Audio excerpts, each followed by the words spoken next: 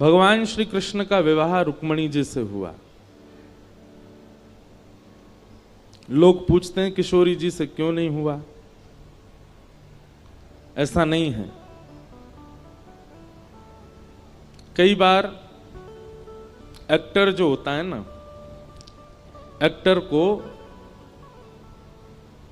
नाट्य प्रस्तुति करने वाला, उसका निज जीवन कुछ और होता है, पर मंच का जीवन कुछ और होता है। 90-99% पूरा विश्व भगवान श्री कृष्ण के मंच की लीला से अवगत है। केवल 1% ब्रज के लोग ठाकुर जी के निज लीला से परिचित हैं। सबको यह पता है ठाकुर जी ने 16,108 विवाह किए, वो सब ठाकुर जी का मंचन है, ठाकुर जी की लीला है, एक मानवों को कुछ संदेश देने के लिए और कुछ क्रम वाद्य पूर्ण करने के लिए। भगवान श्री कृष्ण की लीला बंधुओं अनुकरणीय नहीं है। एक बात हमारी बहुत ध्यान से सुनना, भगवान श्री कृष्ण जो करते हैं वो आप कभी नहीं कर सकते। प्रभु श्री राम जो करते हैं वो आप सब कर सकते हो। इसलिए हमारे पूज्य पिताजी महाराज और संत जन कहते हैं, राम ने जो किया है वो करो, कृष्ण ने जो कहा है वो करो, क्योंकि कृष्ण ने जो किया है वो आप नहीं कर पाओगे। राम जी मर्यादा पुरुषोत्तम हैं और श्री कृष्ण लीला पुरुषोत्तम हैं। भगवान श्री कृष्ण ने 1000 से ज्यादा बार कहा है संपूर्ण कृष्ण लीला में कि मैं भगवान हूं, मेरी शरण में आओ। प्रभु श्री राम ने एक बार भी नहीं कहा कि मैं परमात्मा हूं। वो एक मानव को प्रदर्शित कर रहे हैं। कई लोग कहते हैं कि भगवान श्री कृष्ण ने बहुत कुछ ऐसा किया जिससे गलत संदेश जा रहा है लोगों में। मैंने कहा गलत संदेश नहीं जा रहा है, वो मानव के बस की बात नहीं है। इसलिए मानव को लगता है कि ये कैसे संभव हो सकता है। भगवान श्री कृष्ण ने राम अवतार पहले धारण करके हम सबको संकेत किया कि करणीय ये अवतार है और श्रवणीय कृष्ण अवतार है। भगवान श्री कृष्ण कहते जो हैं वो करना है, उनकी करनी आप नहीं कर सकते।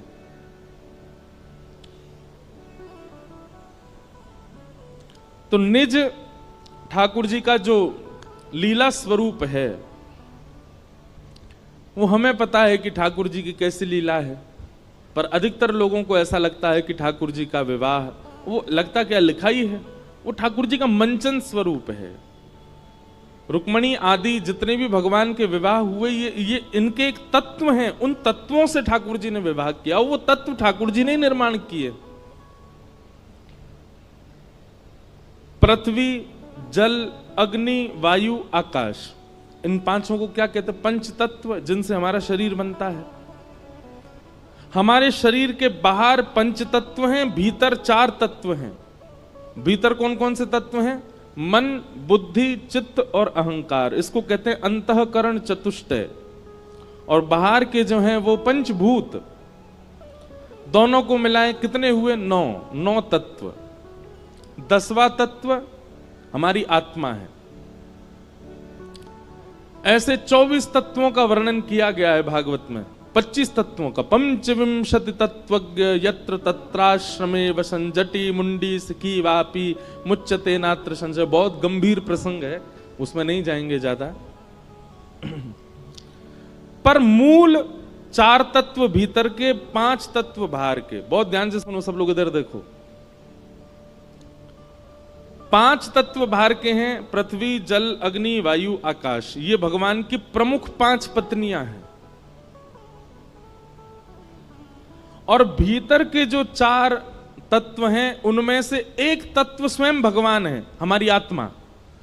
तो मन, बुद्धि, चित्त, चित्त को कहते हैं आत्मा। और अहंकार, यहां पर अहंकार का मतलब अभिमान नहीं है, अहंकार का मतलब सेल्फ कॉन्शियसनेस है। अहंकार का मतलब देहाभिमान है। भूख लगने पर भोजन करना, इसको देहाभिमान कहते हैं। प्यास लगने पर पानी पीना, गर्मी लगने पर एसी चलाना, यह भी एक सूक्ष्म अभिमान है देह का। उस अभिमान की बात है। तो मन, बुद्धि, चित्त और अहंकार, उसमें से चित्त भगवान है तो बचे 3। तो भीतर के 3, बाहर के 5, ये 8 भगवान की मुख्य पटरानियां हैं। भगवान ने तत्वों से ब्याह किया, जिन तत्वों को स्वयं भगवान ने ही बनाया है। किसी स्त्री विशेष से ब्याह नहीं हुआ ठाकुर जी का, सबका तत्व है। रुक्मणी जी अग्नि तत्व हैं, सत्यभामा जाम्बती आकाश तत्व हैं, सत्यभामा पृथ्वी तत्व है। इसीलिए कथा आती है कि भौमासुर नाम का राक्षस जिसको भगवान ने मारा वो भूमि का बेटा है, पृथ्वी का बेटा। तो जब उसका जन्म हुआ भौमासुर का, तो ज्योतिषियों ने बताया कि इसको तो भगवान मारेंगे, भूमि भगवान की पत्नी है। तो भूमि ने भगवान से प्रार्थना की कि आप मेरे पुत्र को कभी मत मारना। भगवान बोले जब तक तुम नहीं कहोगे तब तक नहीं मारेंगे। वही भूमि तत्व भगवान की पत्नी सत्यभामा बन करके आई। तो जब भगवान भौमासुर से युद्ध करने गए, उसको मारा नहीं, उससे लड़ रहे थे लेकिन मार नहीं रहे थे। तब रथ में बैठी हुई सत्यभामा ने चिल्ला करके कहा, नाथ इसको मारते क्यों नहीं हो? तब भगवान ने उसको मारा। बोले हम आपसे सुनना चाह रहे थे। तो भूमि तत्व कौन है? सत्यभामा। जल तत्व कौन है? यमुना जी, कालिंदी। इस प्रकार अष्टपत्रानियां भगवान की अष्ट तत्व हैं, जिनको भगवान ने ही बनाया। केवल लीला के लिए भगवान ने उनको स्त्री रूप बना करके ब्याह किया।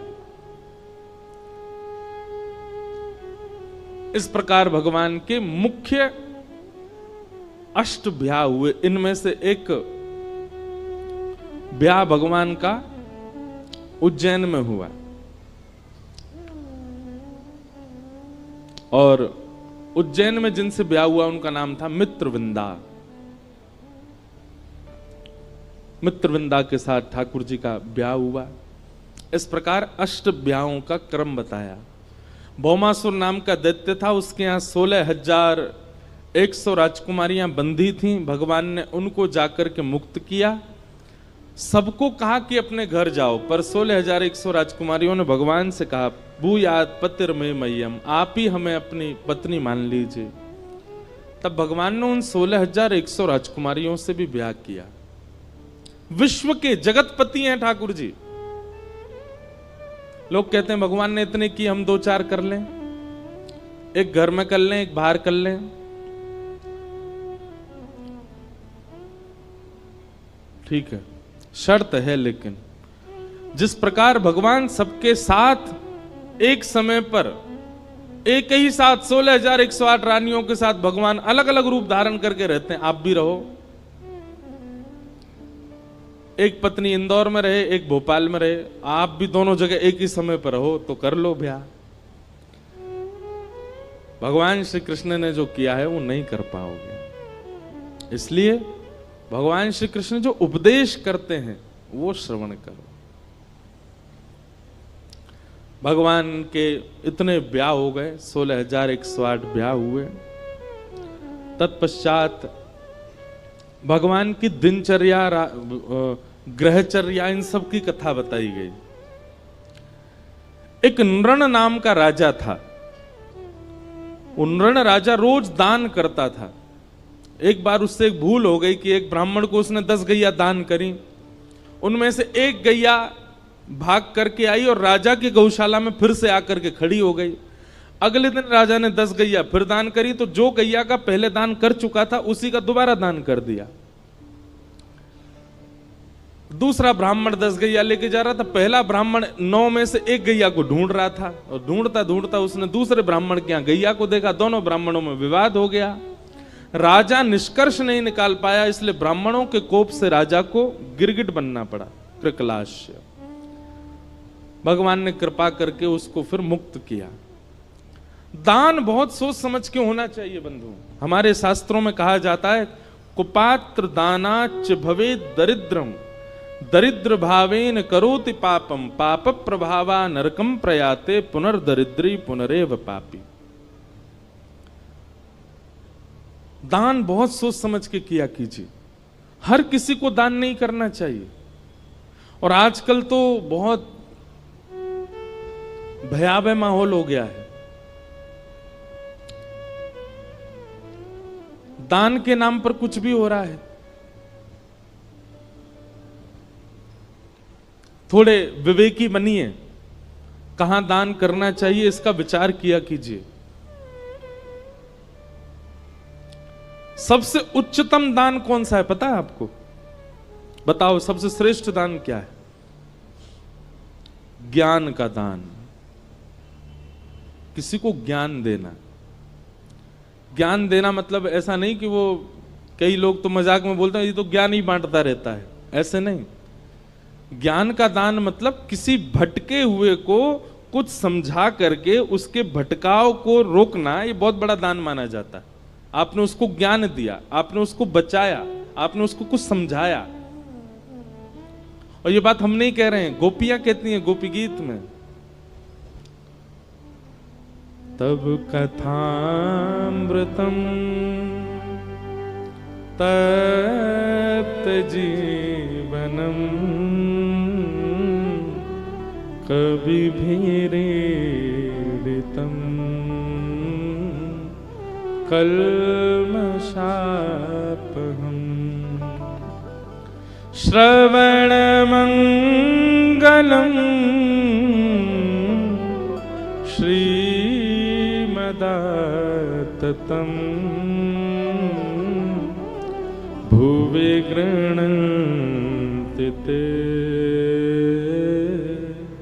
भूरिदा जना। गोपियां कहती हैं इस संसार में सबसे बड़ा दानी यदि कोई है तो देखो, हम अपनी प्रशंसा नहीं कर रहे हैं, पर आपको जानकर के आश्चर्य होगा कि संपूर्ण श्रीमद् भागवत में वक्ताओं की प्रशंसा केवल एक ही बार की गई है, और वो भी ब्रज की गोपियों ने की है। वक्ताओं की प्रशंसा नहीं है, सब जगह श्रोताओं की महिमा, श्रोताओं की प्रशंसा, श्रोताओं का यश।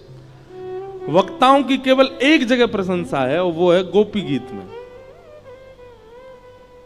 और इतना ही नहीं, गोपी गीत में गोपियां प्रशंसा करती हैं और फिर अगला गीत गाया भ्रमर गीत, उसमें फिर गालियां भी देती हैं वक्ताओं को। गोपियां कहती हैं त्रिलोकीनाथ को शब्द की पुड़िया में बांध करके सबको दान कर देते हैं ये वक्ता, सबसे बड़े दानी है। ब्रह्मांड नायक को शब्दों में बांध करके सबको दे देते हैं। बिना वैकुंठ के, बिना वृंदावन के, बिना अयोध्या के, बिना सरयू तट के, बिना यमुना तट के श्री कृष्ण का साक्षात्कार करा देते हैं वक्ता, सबसे बड़े दानी गोपियां कहती। सबसे बड़ा दान क्या है? आप कथा सुनते हैं, कथा सुनने के बाद जब जाएं तो जो कथा में नहीं आए उनको जाकर के सुना दो कि आज हम क्या सुन के आए या हमने क्या प्राप्त किया। लेकिन एक बात याद रखिएगा, शास्त्रों में 10 नामापराध बताए गए, अपराध जो भक्तों को नहीं करने चाहिए। उनमें से एक अपराध पता है क्या है? जो व्यक्ति ठाकुर जी के यश को नहीं समझ पाता उसके सामने यश सुनाना। जो ठाकुर जी पे भरोसा नहीं करता, ठाकुर जी का मजाक उड़ाता रहता है या आध्यात्मिकता की खिल्लियां सी उड़ाता रहता है, उसके सामने जाकर के कथा की प्रशंसा करना, अपने गुरु की प्रशंसा करना, भगवत तत्व की वार्ता करना और फिर उसके द्वारा उपहास होना, ये एक अपराध है। इसलिए पहले योग्यता पहचान लीजिए, सामने वाला योग्य हो तो ही सुनाओ।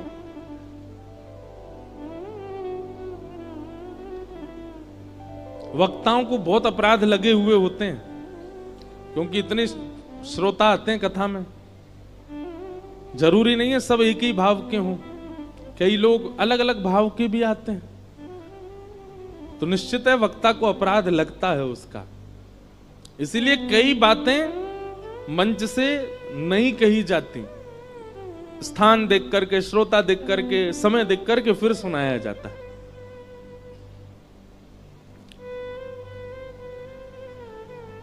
तो दान ज्ञान का अच्छा, पर दीजिए उसी को जो उसको पचा सके, जो उसको संभाल सके, जो उसको रख सके।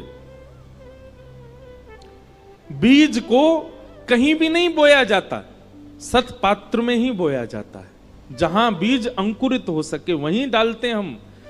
हर बीज का एक नियम होता है ना। अब मुझे तो इतनी नहीं आती प्लांटिंग करना, फार्मिंग करना, पर आप सब में से कोई जानकार हो, हर बीज का एक स्वरूप होता है कि वो इतनी मिट्टी में ही जाएगा तो फलेगा, इतनी धूप ही आनी चाहिए, इतना जल पड़ना चाहिए। तो ऐसे ही पात्र देख करके बताना चाहिए भगवत भावों को।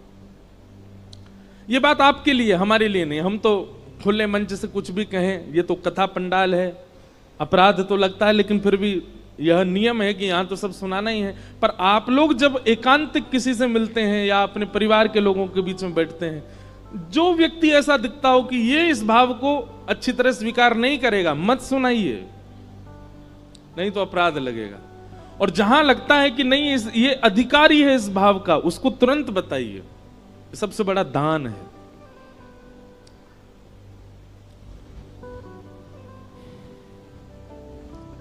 तो दान श्रेष्ठ कौन सा? ज्ञान का। अच्छा, ज्ञान का दान भी श्रेष्ठ क्यों है? क्योंकि दान वह श्रेष्ठ माना जाता है जो किसी को दिया गया, तो जिसको दिया गया है उससे कभी खत्म ना हो, सदा उसके पास रहे और बढ़ता रहे, वो दान श्रेष्ठ माना जाता है। धन का, अन्न का, वस्त्र का, आदि आदि वस्तुओं का ये दान बढ़ता नहीं है, घटता है। कन्यादान भी विशिष्ट दान माना जाता है। क्यों? क्योंकि वह कन्या जाकर के एक परिवार का वर्धन ही करने वाली है।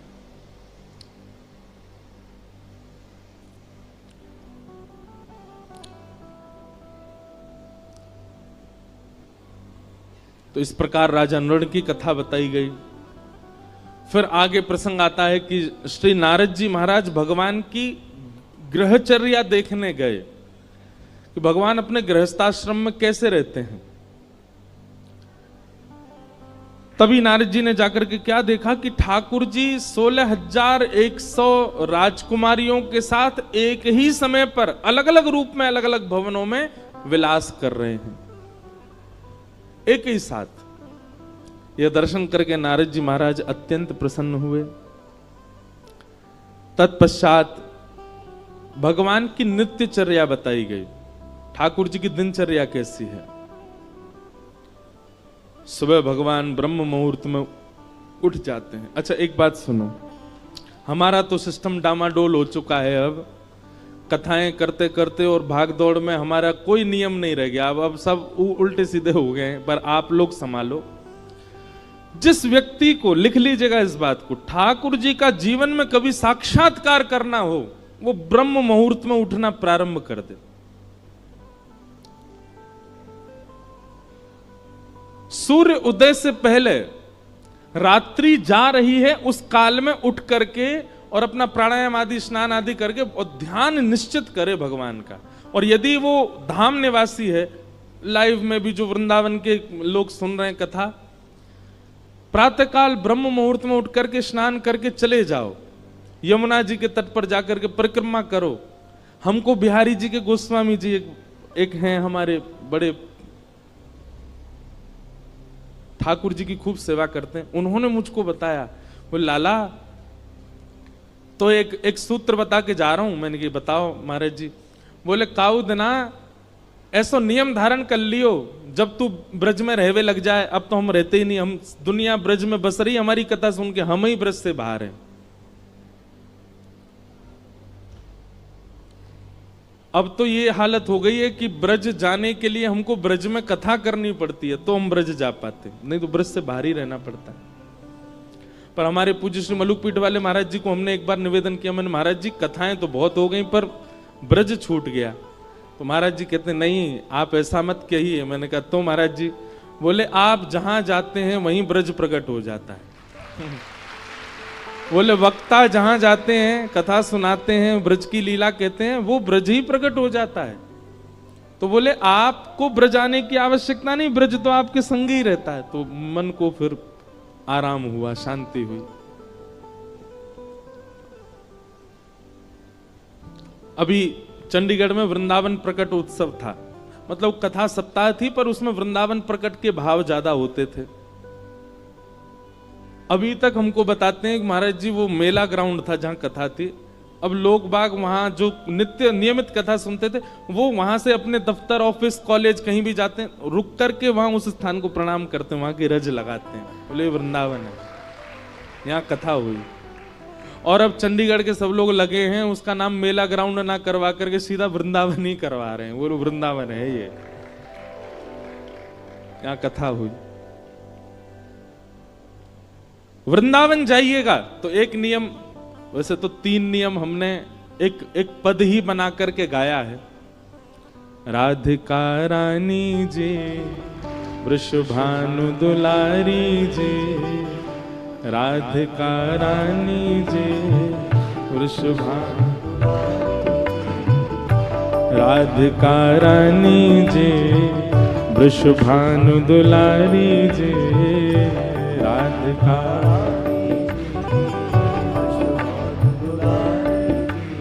ओ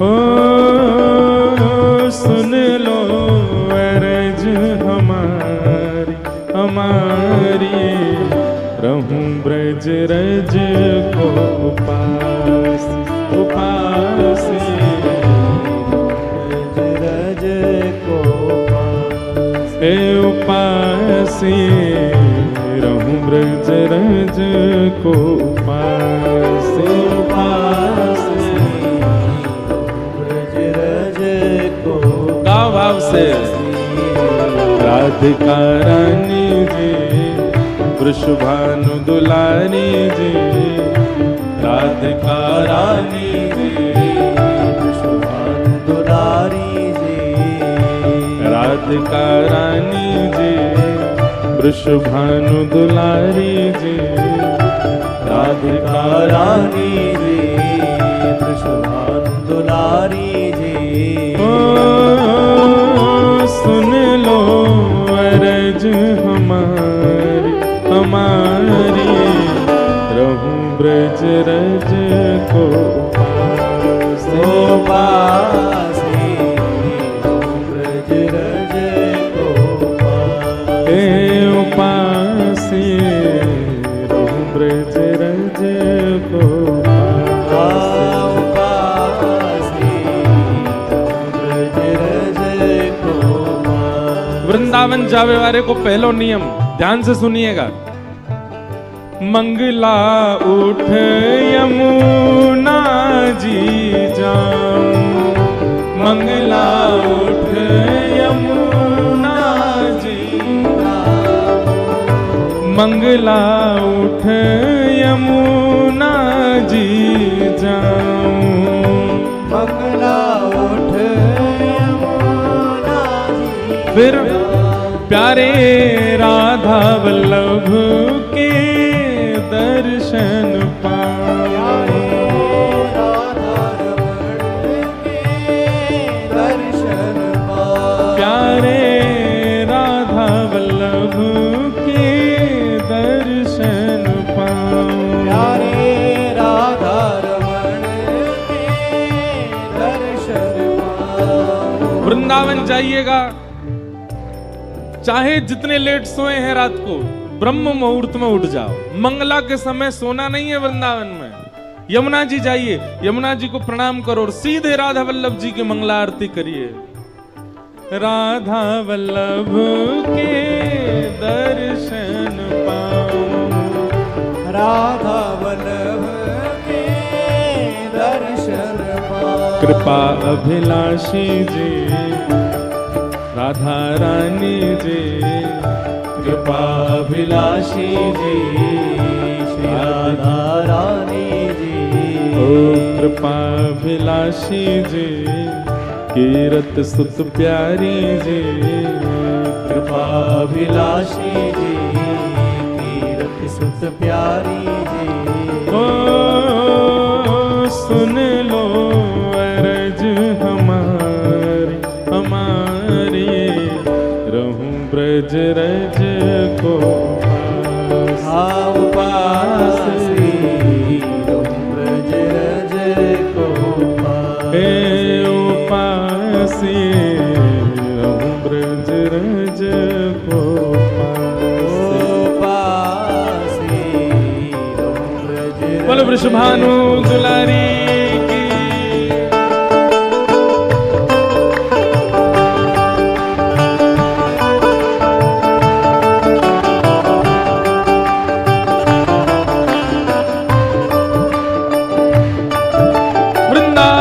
धाम की, राधा रमण लाल की,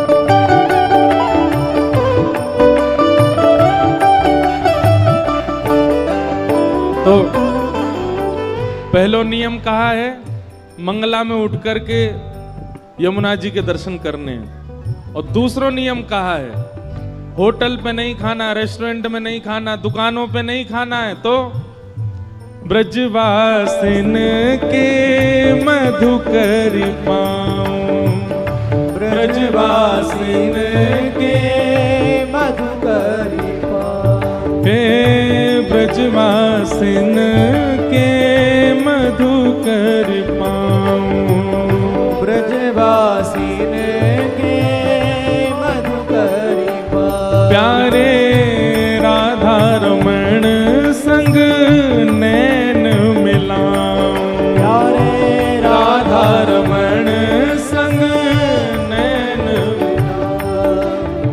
ये उपाय कृपा करके एक बार करिएगा। बहुत बालक करते हैं, हम हर कथा में कहते हैं, सब जाके वृंदावन में ये करते हैं, पर एक भूल करते हैं। क्या?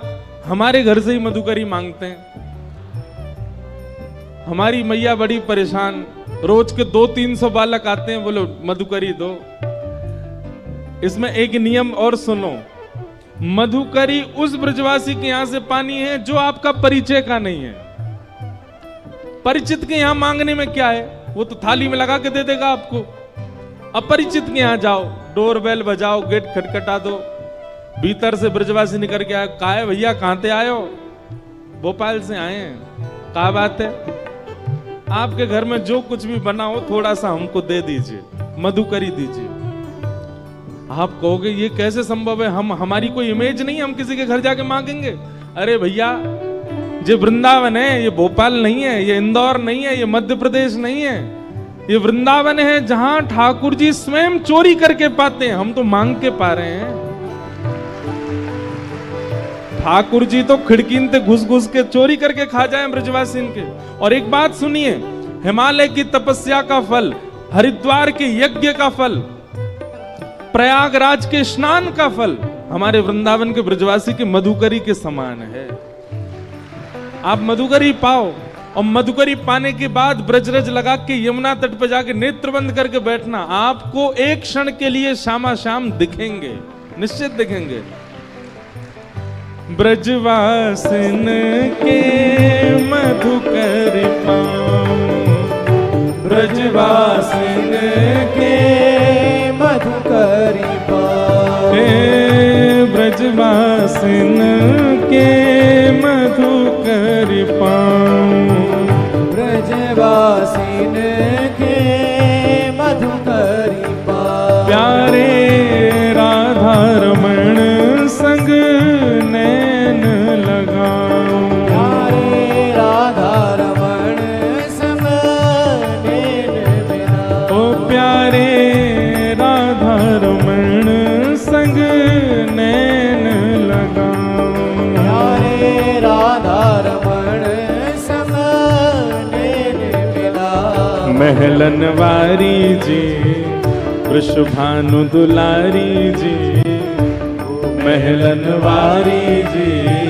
वृषभानु दुलारी जी, ऊंचे महलन वारी जी, बरसाने वारी जी, ऊंचे महलन वारी जी, बरसाने वारी। हे श्यामा जी, ओ सुन लो अरज हमारी हमारी, रहूं ब्रज रज को उपास, उपासी रहूं ब्रज रज को उपासी, उपासी रहूं ब्रज रज को उपासी, उपासी। करताल बजा के गाओ, जय हो। हे राधिका रानी जी, वृषभानु दुलारी जी, राधिका रानी जी, वृषभानु दुलारी जी।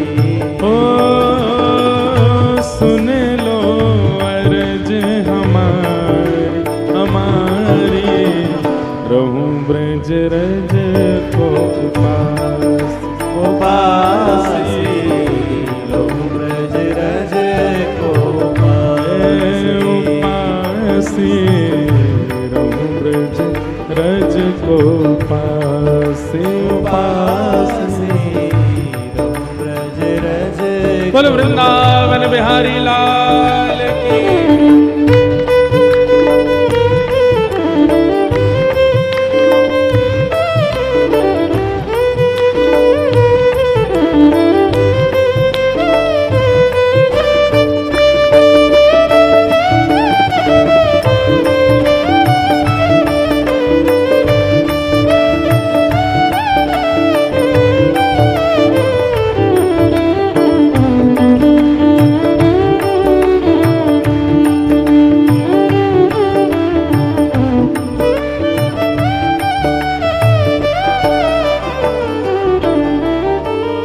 पहलो नियम मंगला में उठवे को, दूसरो नियम ब्रजवासीन के घर की मधुकरी पावे को, और तीसरो नियम रसिक जनन की सेवा पाऊं।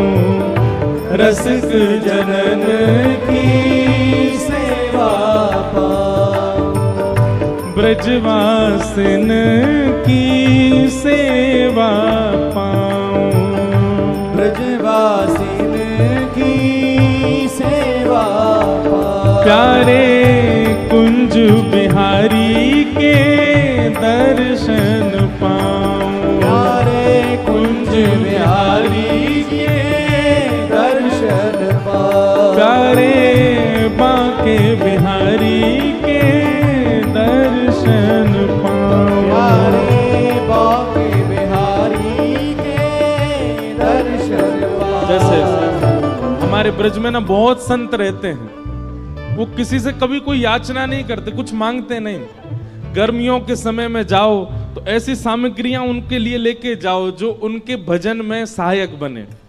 जैसे हम कभी कभी गिरिराज जी में भयंकर गर्मी होती है तो ग्लूकोज बांट के आते हैं सारे संतों को कि वो पान करें, उससे उनको लाभ मिले।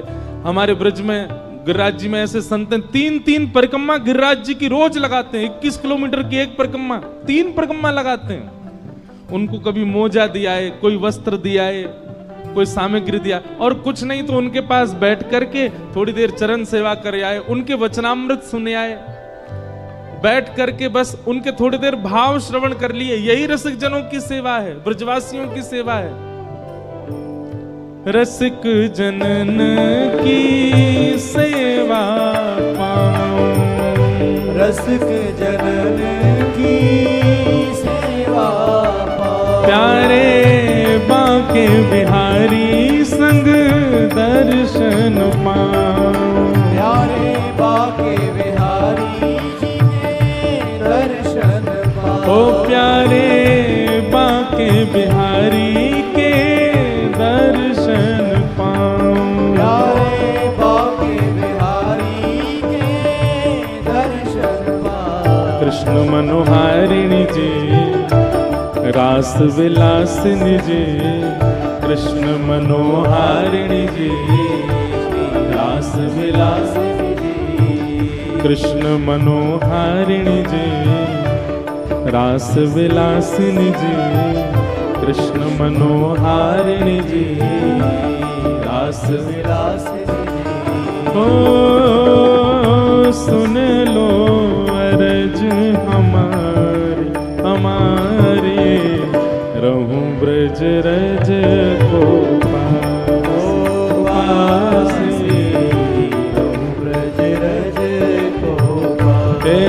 उपासे रहूं ब्रज रज को उपासे।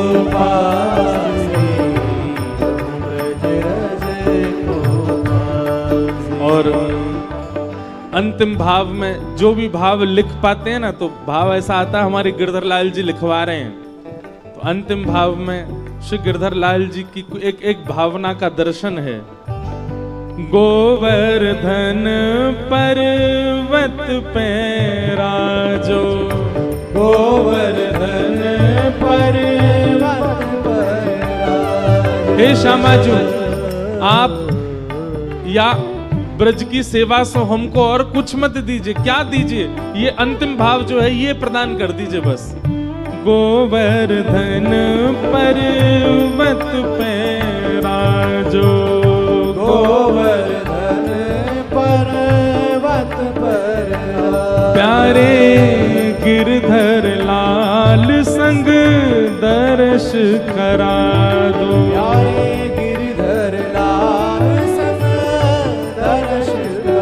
ओ प्यारे गिरधर लाल संग दर्श करा दो, प्यारे गिरधर लाल संग दर्श करा दो। बरसाने वाली जी कृष्ण मनोहारिणी जी, बरसाने वाली जी कृष्ण मनोहारिणी जी। ओ सुन लो अरज हमारी हमारी, रहूं ब्रज रज को पास ओ पासी, ब्रज रज को हे ओ पासी, रहूं ब्रज रज को पासे पासे, ब्रज रज को भाव से राधिका रानी जी वृषभानु दुलारी जी, राधिका रानी जी वृषभानु दुलारी जी। हो सुन लो अरज हमारी हमारी, रहूं ब्रज रज को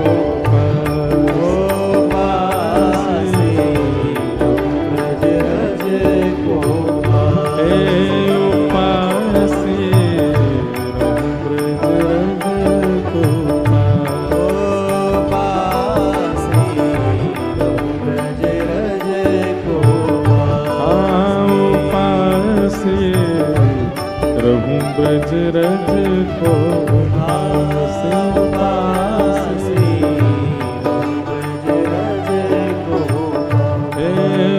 पासे, ब्रज रज को पासे पासे, रहूं ब्रज रज को पासे।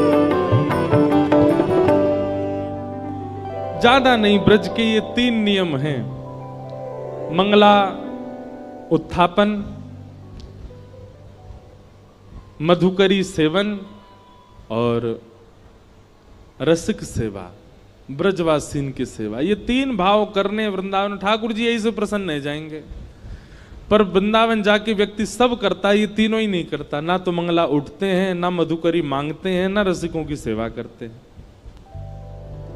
तो 3 काम कीजिए। ठाकुर जी की दिनचर्या बताई गई। भगवान सुबह सुबह उठ जाते हैं मंगला में, और भगवान उठ करके फिर अपने भक्तों का स्मरण करते हैं। थोड़ी देर ध्यान लगा करके समस्त ब्रह्मांड में जितने भक्त ठाकुर जी का स्मरण करते हैं, सबका स्मरण ठाकुर जी उस समय करते हैं। तत्पश्चात भगवान स्नान आदि करके शंखनाद करते हैं, और शंखनाद होते ही पूरी द्वारिका उठ जाती है। भगवान के पांचजन्य शंख की ध्वनि से द्वारिका उठती है। तत्पश्चात भगवान गौशाला जाते हैं, गौ सेवा प्रारंभ की स्वयं करते हैं श्री ठाकुर जी। गैयाओं के बीच रहते हैं, गैयाओं से स्नेह करते हैं, सब गैयाओं को स्वयं जाकर के देखते हैं। नगर भ्रमण करते हुए ठाकुर जी फिर अपनी स्वधर्मा सभा में आते हैं। सभा में आकर के मंत्री, महामंत्री, सेनापतियों की वार्ता सुनते हैं। जहां जाना, जो करना, वो सब क्रियाएं करते हैं। रात्रि में ठाकुर जी परिवार को समय देते हैं, सबके साथ बैठ करके प्रसाद पाते हैं और फिर विश्राम करते हैं। इस प्रकार ठाकुर जी के सारे नियम बताए गए। दिनचर्या कैसी ठाकुर जी की। आगे राजसूय यज्ञ का प्रसंग सुनाया गया। पांडवों ने राजसूय यज्ञ किया, और राजसूय यज्ञ में ठाकुर जी को निमंत्रित किया, और भगवान को पत्र में ये लिख करके भेजा कि आप अकेले मत आइएगा, कम से कम 20,000 राजाओं को संग लेकर के आइएगा। ठाकुर जी विचार करने लगे 20,000 राजा कहां से लेके जाएं। तभी जरासंध, जिसने मथुरा पर चढ़ाई की थी, एक प्रकार से भगवान के नाना लगते हैं जरासंध। क्यों? क्योंकि कंस के ससुर जी हैं जरासंध, तो मामा के ससुर जी भी नाना ही लगते हैं। तो जरासंध ने 20,000 राजकुमारों को बंदी बना रखा है। ये खबर ठाकुर जी को पता चली तो भगवान ने फिर योजना बनाई, पहले जरासंध के यहाँ जाएंगे, वहां से 20,000 राजकुमारों को मुक्त करके फिर जाएंगे यज्ञ में। भगवान अपने साथ अर्जुन और भीम को लेकर के जरासंध के यहां गए। मगध नरेश, बिहार के राजा हैं जरासंध। जरासंध सामान्य नहीं था, 10,000 हाथियों का बल था जरासंध में, जिसको भगवान ने 17 बार हराया और 18वीं बार रण छोड़ करके भगवान द्वारिका भाग गए थे मथुरा से। क्यों भागे थे? क्योंकि जरासंध ब्राह्मणों को अनुष्ठान पर बैठा करके आया था कि अब की बार मैं हारना नहीं चाहिए, यदि हारा तो आप सबको जान से मार दूंगा, और यदि जीता तो इतनी दक्षिणा दूंगा कि आप ब्राह्मणों को कभी किसी से मांगना नहीं पड़ेगा। तो ब्राह्मणों के हित के लिए भगवान रण छोड़ करके भाग गए। आज भगवान पुनः जरासंध के यहां जा रहे हैं। रूप बदल करके गए, भेष बदल करके गए, अर्जुन, भीम और भगवान। जरासंध का नियम है कि वो ब्राह्मणों को मुंह मांगा दान देता है, क्योंकि ब्राह्मणों के आशीर्वाद से जीता था।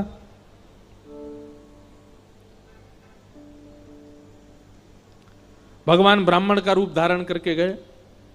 जरासंध ने कहा, मांगिए विप्र देवता, क्या चाहिए? भगवान बोले, युद्ध।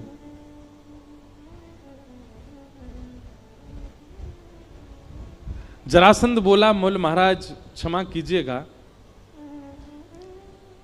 ब्राह्मण दुनिया की कोई भी वस्तु मांग सकता, युद्ध नहीं मांग सकता। और यदि ब्राह्मण युद्ध मांग रहा है तो इसका मतलब वो ब्राह्मण नहीं है, निश्चित ही वंश में कहीं दिक्कत तो है। ब्राह्मण का युद्ध में रुचि नहीं होती। आप कौन हैं? अपना रूप बताइए मुझे। भगवान ने अपना रूप दिखाया। योगेश्वर कृष्ण को देख करके जरासंध बोला, मुझे पता था तुम ही होगे, पर एक बार रण छोड़ करके जो मेरे सामने से भाग जाता है, भगोड़ा है, मैं उससे युद्ध नहीं करता दोबारा। कायर हो तुम, तुमसे युद्ध नहीं करूंगा। हाँ भाई, तुम अपना मुख दिखाओ। अर्जुन ने अपना मुख दिखाया। बोले, ओहो, पांडवों के मध्यस्थ भ्राता अर्जुन, तुम तो छोटे हो, छोटे बालक हो, बालकों से युद्ध नहीं करता मैं। तीसरे से कहा, तुम अपना रूप दिखाओ। तो भीम ने अपना रूप जब दिखाया, जरासंध बोला, हाँ ये मेरी टक्कर का है, इससे युद्ध करूंगा। सूर्य उदय होते ही आप तीनों मेरे शत्रु हैं, और विशेष रूप से ये मेरा शत्रु है भीम, और सूर्यास्त होते ही आप तीनों मेरे मेहमान हैं। बिना अस्त्र शस्त्र के केवल मल्ल युद्ध होगा भीम और जरासंध के बीच में। कृष्ण और अर्जुन का उस युद्ध में प्रवेश नहीं होना चाहिए। आप लोग बस बाहर बैठ के दर्शनार्थियों की तरह, दर्शकों की तरह देखोगे। भीम बोला, ये होलिका का श्रीफल मुझे ही बनना था क्या? भगवान बोले, मेरे हाथों मरना होता तो 17 बार चढ़ाई की थी इसने मथुरा पे, तभी मर गया होता। इसकी मृत्यु तेरे हाथ ही है भीम, चिंता क्यों करता है? मैं हूं ना तेरे साथ, अर्जुन है ना, हम दोनों हैं, तेरे को जिता के लेके जाएंगे। रात्रि में सो गए। सुबह सूर्य उदय होते ही दरवाजे खटखटाने लगे। सैनिक बोले, सूर्य उदय होने में कुछ क्षणों की देरी है, युद्ध भूमि में आ जाओ, जरासंध महाराज आने वाले हैं। भीम तैयार होकर के गया। भगवान बोले, चिंता मत कर, तू युद्ध कर, हम बैठे हैं ना। जरासंध सामान्य नहीं था। जैसे ही सामने भीम आया, जरासंध ने एक मुष्टिक प्रहार किया। एक मुष्टिक में ही भीम मूर्छित हो गया, तारे दिख गए उसको, उठ ही नहीं पाया। और जरासंध ने इतना मारा, भीम की हड्डी हड्डी दर्द करने लगी। शाम हो गई। एक तरफ से अर्जुन, दूसरी तरफ से ठाकुर जी उसको कंधे पर लाद के लेके आए कक्ष में। बाम आदि औषधि लगाई, केला खवा में, सेब खवा में, और स्वयं पकवान खामे दोनों एक ही थाली में बैठ के। भीम बोला, तुम लोग यहां पकवान उड़ाने आए हो? वो मेरे को इतना मारता है, तुम लोग बैठे बैठे देखते रहते हो। भगवान भीम के पास गए और भीम से जाकर, बहुत अच्छी कथा है, ध्यान से सुनना। भीम से भगवान कहते हैं,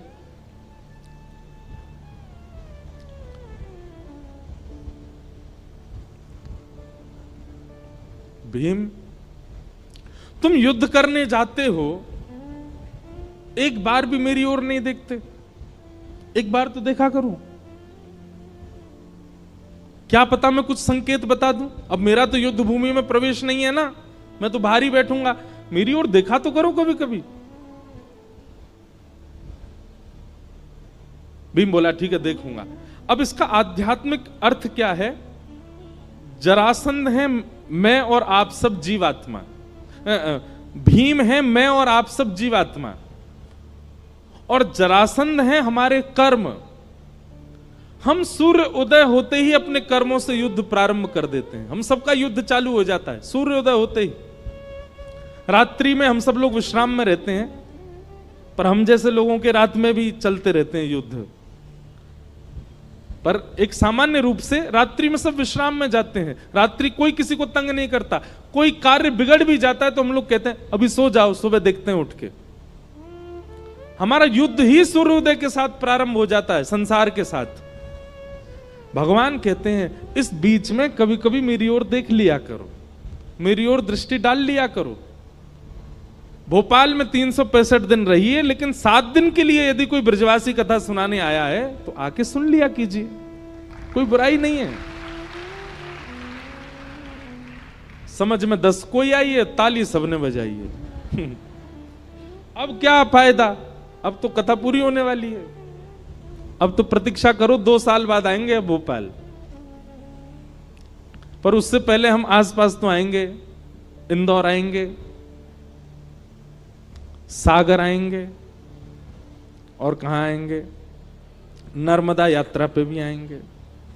तो अभी तो 2 साल में तो बहुत कुछ होगा, पर 2 साल बाद जब भोपाल आएंगे तब छुट्टी ले लेना, पहले ही बता देना अपना, जहां भी आप काम करते हो, जहां भी आप लोगों का कार्य है या स्कूल कॉलेज जो भी है, सब जगह बता देना हमको टाइफाइड हो गया है, 7 दिन नहीं आ पाएंगे। ज्यादा नहीं, 7 दिन मांग रहे हैं, 7 दिन तो पूरी कथा को दिया कीजिए। ये बहुत आवश्यक होता है जीवन के लिए। आप सब लोग युद्ध कर रहे हैं अपने कर्मों से। अभी बस ये 1 घंटा बाद आप सबका युद्ध शुरू हो जाएगा, फिर लड़ोगे। 7 दिन जब तक कथा चल रही थी तब तक ये लग रहा था कि थोड़े युद्ध थमे हुए हैं, थोड़ा हमारे जीवन के युद्ध जो हैं, जो इतने ज्यादा आक्रमण भीष्म पितामह की तरह बाणों की सैया पर लेटे रहते हैं हम लोग, लेकिन 7 दिन के लिए थोड़ी राहत लगती है। अभी फिर शुरू हो जाएगा 4-5 बजे से आप सबका वही संसार का सब क्रम। इसलिए जब कभी भी कथा हो, हमारी नहीं किसी की भी हो भोपाल में, अगर अच्छे वक्ता हैं जिनके वचनामृत से कुछ परिवर्तन। अच्छा एक बात और सुनिए, वक्ता के वचन सुनकर के वक्ता नहीं ठाकुर जी प्रिय लगने चाहिए, ऐसी कथाएं सुना करो।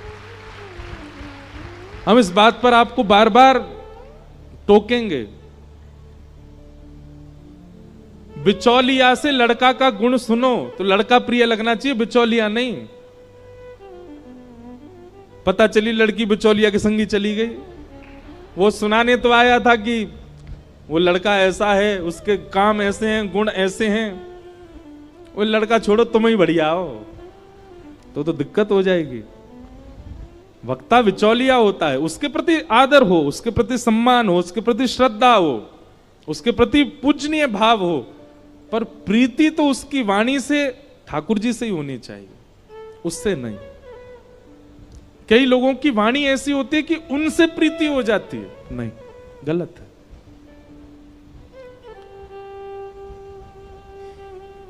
तो भगवान कह रहे हैं भीम तू युद्ध करने जाता है, बीच में मुझे देखा कर। हम सबको भगवान कह रहे हैं, हम सब युद्ध करते हैं सुबह से शाम तक, बीच बीच में कभी देखा करो।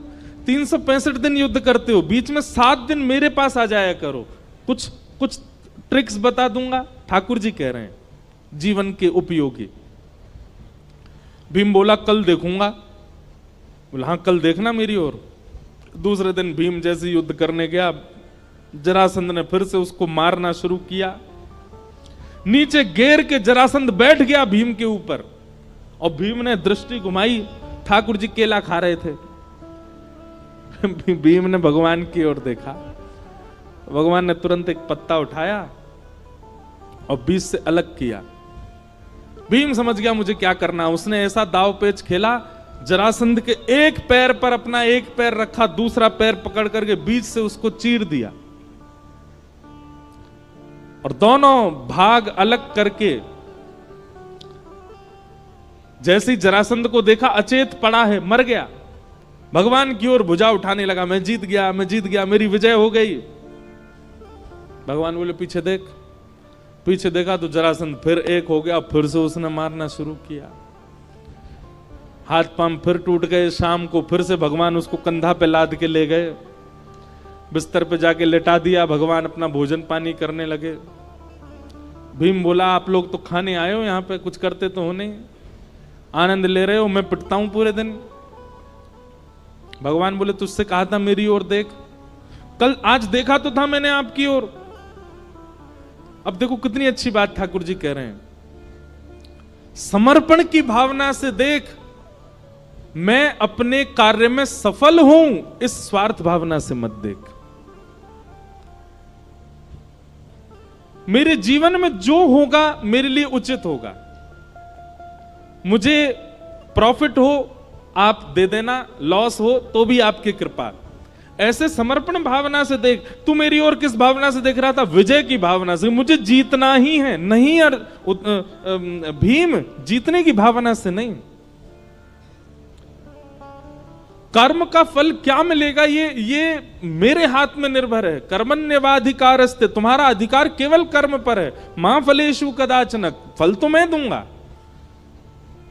तू केवल अपना कर्म कर। समर्पण की भावना से मेरी ओर देख, जीतने की भावना से नहीं। भीम बोला कल देखूंगा। बोला हाँ ठीक है। दूसरे दिन युद्ध हुआ और भीम ने समर्पण की भावना से ठाकुर जी को देखा। आज विजय की भावना नहीं थी, समर्पण था। नाथ, जो है जीवन सब आपका है, आप निश्चित करिए, जो आपको उचित लगे वैसा हो। समर्पण की भावना से देखा तो भगवान ने भीम को योग्य जाना और योग्य जान करके वही क्रिया की जो कल की थी, लेकिन आज उस क्रिया को करके विपरीत दिशा में फेंका। ठाकुर जी ने एक युक्ति और देखो, समर्पण की भावना से जब आप ठाकुर जी को देखते हैं और विजय की भावना से जब आप ठाकुर जी को, दोनों में अंतर क्या है? विजय की भावना में आप धैर्यवंत नहीं होते,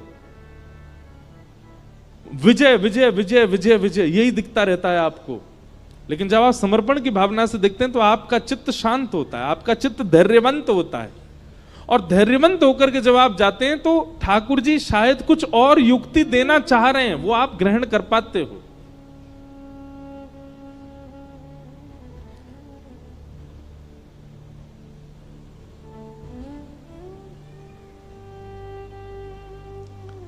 भगवान ने जब भीम को देखा कि आज समर्पण है, तब पत्र बीच से अलग करके विपरीत दिशा में फेंका। भीम को संकेत मिल गया कि करना वही है जो कल किया था, बस बीच से अलग करके छोड़ नहीं देना है, विपरीत दिशा में डालना है ताकि ये एक ना हो सके। तब भीम ने वही दाव पेच खेला, बीच से दुर्योधन जरासंध को अलग करके विपरीत दिशा में फेंका। नहीं एक हो पाया और जरासंध के प्राण निकल गए। तब भगवान को आज प्रणाम किया, बोले नाथ क्षमा करना, कल मुझसे भूल हुई, आज मैंने अपनी भूल सुधारी। भगवान बोले अब जरासंध का वध हो गया, तुम सफल हुए, चलो। 20,000 राजकुमार जो बंदी बने थे उन सबको मुक्त किया और लेकर के भगवान राजसूय यज्ञ में गए।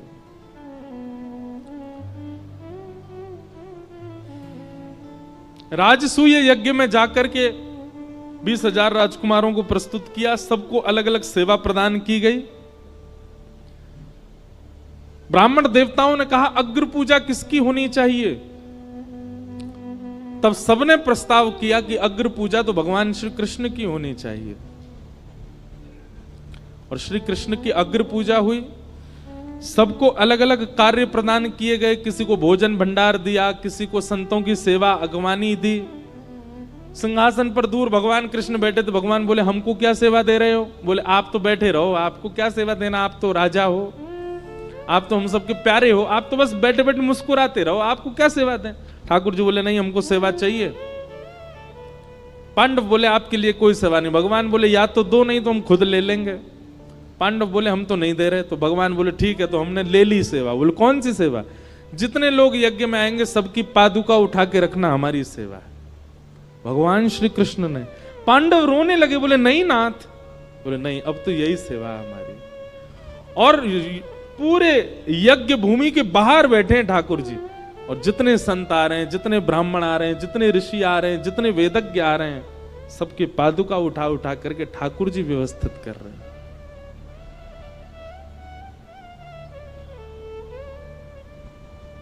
बंधुओं, भगवान श्री कृष्ण के आप भक्त हो तो कुछ कुछ लक्षण ठाकुर जी जैसे भीतर आने चाहिए। और ठाकुर जी का कोई लक्षण आए चाहे ना आवे, एक लक्षण तो आना चाहिए। क्या? दीनता। ठाकुर जी बहुत दीन है। नीचे बैठने में, झुकने में, दीन बनने में ठाकुर जी को बिल्कुल संकोच नहीं होता, नेक में ही हो जाते हैं।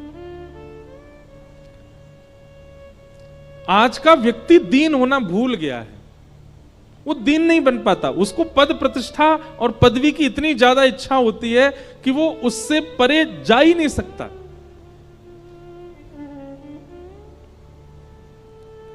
त्रिलोकीनाथ हैं भगवान, ब्रजवासियों के डांट खा लेते हैं, ब्रजवासियों के कहने से उखल पे बंध जाते हैं। सुदामा को अपने सिंहासन पर बैठा करके स्वयं नीचे बैठ जाते हैं। राजसूय